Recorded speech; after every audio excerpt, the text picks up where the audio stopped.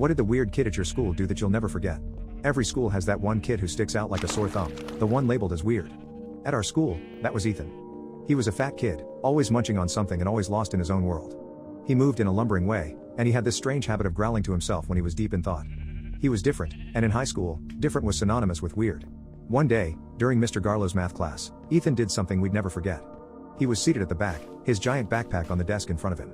He reached into the bag and pulled out a jumbo-sized bag of goldfish crackers. As Mr. Garlow droned on about algebraic equations, Ethan noisily munched on his goldfish. The crunching was so loud that it was impossible to ignore. Mr. Garlow, a man known for his patience and usually indifferent to classroom eating, finally lost it. "Ethan, put away the food. You can't eat in class."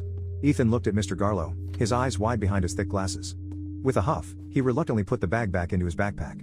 He started growling under his breath, his fingers drumming against his desk in an irregular rhythm, a sign that he was agitated. Mr. Garlow ignored it and continued his lecture. But 5 minutes later, the unmistakable sound of crunching filled the room again. Ethan had pulled out the goldfish and was eating them as if nothing had happened. "That's the last time I'm going to tell you, Ethan." "Put it away," Mr. Garlow warned, his voice sterner this time.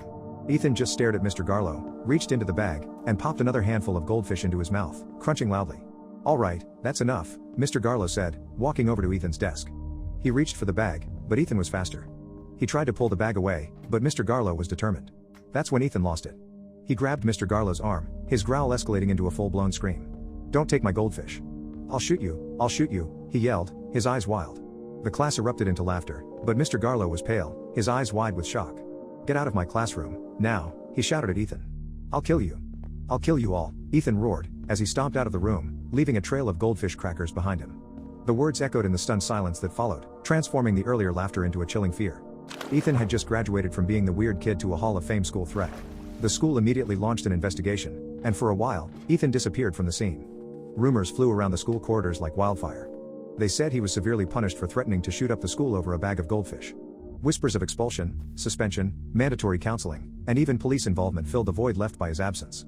Ethan was gone for 2 weeks. During that time, an eerie calm settled over the school.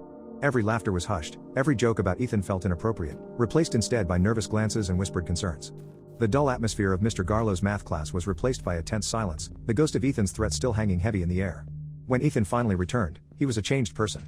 He was quieter, more subdued. His once constant growl was replaced by a silence that was even more unnerving.